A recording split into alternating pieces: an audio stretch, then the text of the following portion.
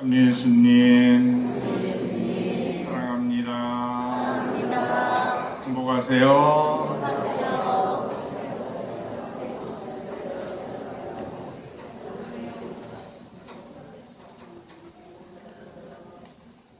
한 주간 평안하셨습니까? 무더위 속에서도 비가 곧잘 내려서 그래도 지난 주간은 많이 덥지 않게 잘 지낼 수 있었던 날이 아니었나 생각하면 감사드리지 않을 수 없습니다. 오늘 예수님께서는 우리들에게 기도에 대한 가르침을 주십니다. 우리가 성당에 오는 이유는, 또 하느님을 찾는 이유는 무엇을 하기 위해서예요? 바로 기도하기 위해서죠. 그래서 기도한다는 것은 내가 하느님과 참 가깝다. 나는 그분을 참 좋아한다. 사랑한다. 친하다. 그렇기 때문에 그분을 찾고 보고 싶고, 그래서 만나고, 그리고 그분에게 내 이야기를 드리고 그분의 말씀을 듣는 하느님과의 대화라고 우리가 표현을 합니다. 그래서 기도하는 사람은 하느님과 참 친한 관계에 있는 사람이다. 이렇게 정의를 내릴 수 있을 것 같습니다. 그렇게 하느님과 가깝고 친하다는 이야기는 우리에게 얼마나 커다란 빽이 되는지 모르죠. 세상 그 누구도 대신해 줄 수 없는, 감당할 수 없는 엄청난 사랑과 자비와 도우심을 내게 베푸실 수 있는 분이 나에게 있다. 특별히 내가 고통스럽고 힘들 때, 그리고 내가 죽을 위험이 있을 때,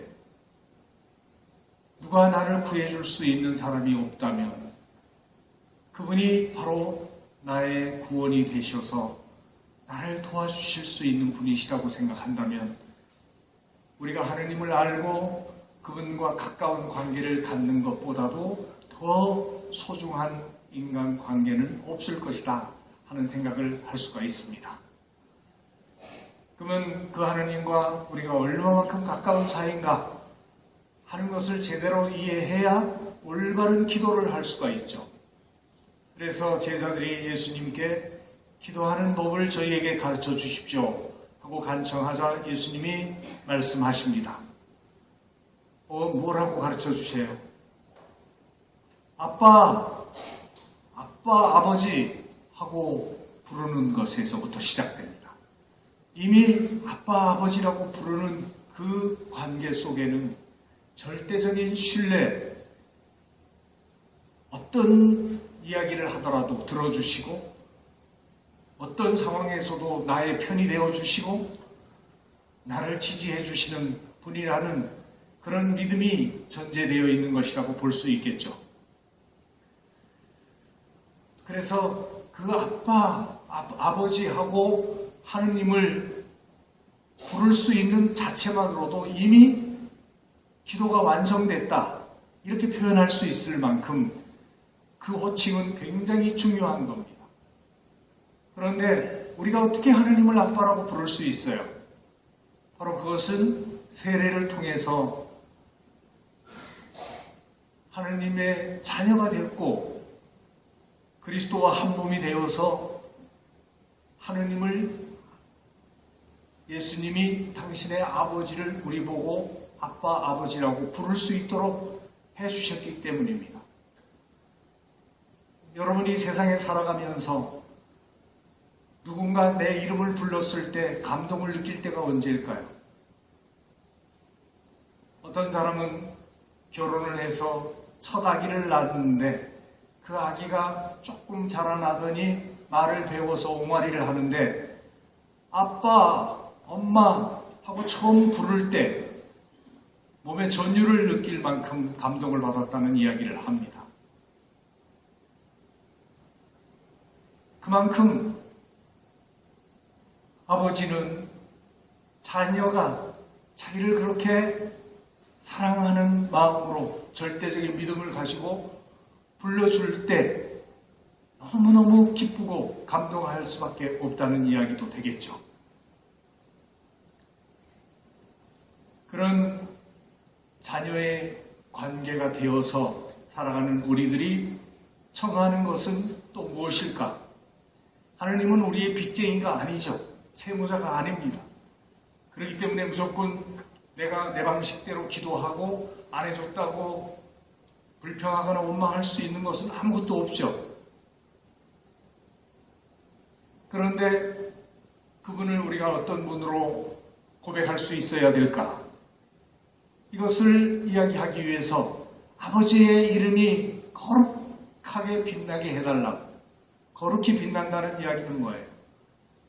정말 하느님은 자비로우신 아버지, 사랑 넘치는 그런 아버지, 그리고 정의로우시고 신실하신 분이시라는 것을 내가 고백하면서 세상 모든 사람들이 그런 하느님을 알고 존경하기를 바라는 마음이라고 볼 수 있겠죠.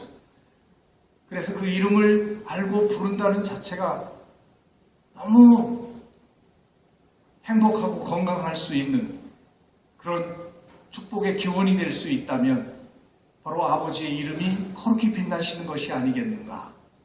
그리고 그 나라, 아버지의 나라가 오게 해달라고 청한다면 아버지의 나라는 어떤 나라예요? 정의와 사랑과 평화의 나라, 믿음과 희망과 사랑의 나라, 그렇죠?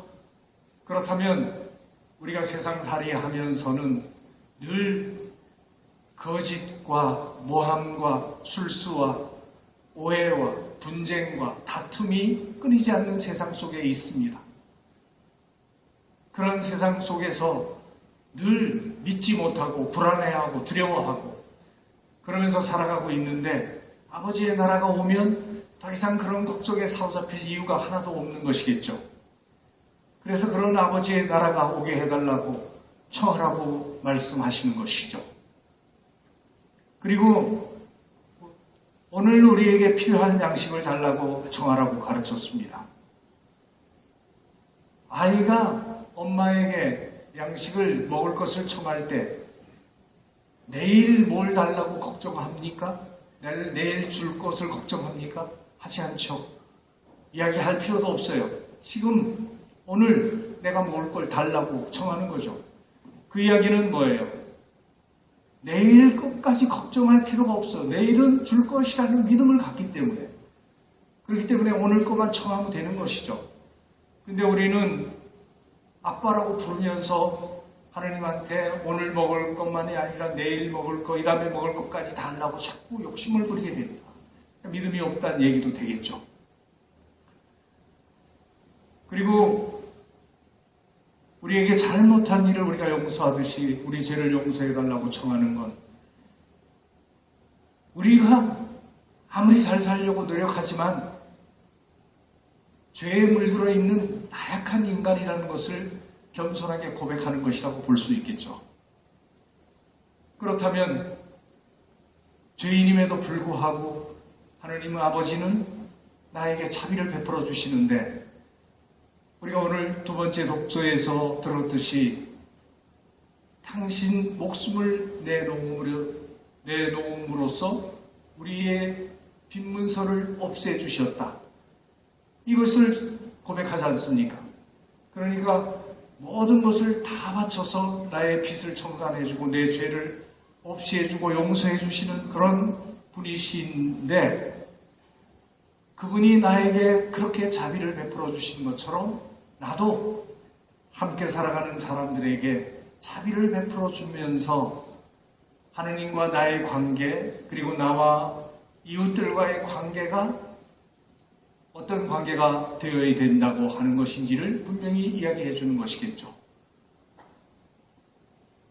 그래서 적대 관계가 아니라 굉장히 친밀한 관계로 우리가 살아가기 시작할 때 비로소 이 땅에 우리가 사는 가정 안에 평화가 온다는 것을 가르쳐 주시는 것이다. 이렇게 말씀드릴 수 있을 것입니다. 그리고 예수님은 또 가르쳐 주셨죠. 유혹에 빠지지 않도록, 유혹에 빠지지 않게 해달라, 기도하라. 우리는 뭐가 옳은지 그른지 많이 알고 있어요. 그럼에도 불구하고 쉽게 악의 유혹에 떨어집니다. 그렇기 때문에 자만하지 말고 늘 깨어서 주님의 가르침을 따라서 진리 안에 의롭게 살아가며 사랑을 실천할 수 있도록 미움과 원망에 사로잡히지 않고 욕심에 끌려가지 않도록 노력하면서 살아야 된다는 것을 분명하게 이야기해 주는 것이라고 봅니다. 이렇게 가르쳐 주시는 짧은 주님의 기도를 통해서 우리는 기도가 무엇인지를 완전하게 배울 수 있는 것이죠. 그렇기 때문에 빈말을 되풀이하지 말라 얘기도 하시고, 다만 예수님은 우리에게 또 요구하시는 것이 있죠. 그냥 한번 해보고 안 들어주면 많은 그런 기도 바치지 말고 항구하게 끈질기게 주님께 청해라. 그러면서 예를 들었죠. 밤중에 어떤 친구가 찾아와서 빵 좀 달라고 청했을 때 잠자리에 들었으니 줄 수 없다고 거절하겠지만 끊임없이 문을 두드리고 졸라대면 귀찮아서라도 일어나서 빵을 내주지 않느냐. 세상의 아버지들이 악하면서도 자식에게 좋은 것을 줄 줄 아는데 하늘에 계신 너희 아버지께서야 얼마나 자비로우신 분이냐. 그러니 청해라, 구해라, 문을 두드려라. 누구든지 청하는 이는 받고 찾는 이는 얻고 문을 두드리는 이에게는 열릴 것이다. 이렇게 확답을 주신 것입니다. 그러면 우리들의 기도는 언제나 나의 부족함만 채우기 위한, 나를 위한 기도가 되어야 될까요? 그게 아니라는 것을 제1독서에서 아브라함이 우리에게 분명하게 일깨워주고 있습니다. 소돔과 고모라가 멸망할 지경에 처해 있었죠. 소돔과 고모라는 어떤 죄를 지었기 때문에 그랬습니까? 주님께서 그들의 죄악이 너무 무겁구나 탄식하시면서 그 도시를 둘러보겠다고 가시게 되는데 아브라함이 가로막습니다. 근데 그 소돔과 고모라가 무슨 죄를 지었을까요? 에제키엘 예언서에 보면 에제키엘 예언자는 이렇게 이야기합니다. 소돔의 죄악은 이러하다. 소돔은 풍부한 양식을 가지고 걱정 없이 안락하게 살면서도 가련한 이들과 가난한 이들의 손을 거들어주지 않았다. 그들은 거만을 떨며 내 눈앞에서 역겨운 짓을 저질렀다. 그래서 그들을 없애버렸다. 그들은 아쉬운 것 없이 모든 것을 다 누리고 살면서 가난한 이와 가련한 이들을 돌보지 않았다는 이야기죠. 하나님께 또 이웃에게 너무 무관심하며 살아갔던 것이라고 볼 수가 있습니다. 이사야 예언자는 또 이렇게 이야기를 합니다. 소돔의 지도자들아, 주님의 말씀을 들어라. 고모라 백성들아, 우리 하나님의 가르침에 귀를 기울여라. 무엇하러 나에게 이 많은 재물을 바치느냐? 너희의 손은 피로 가득하다. 내 눈앞에서 너희의 악한 행실을 치워버려라. 악행을 멈추고 선행을 배워라. 공정을 추구하고 억압받는 일을 살펴라. 고아의 권리를 되찾아주고 과부를 두둔해 주어라.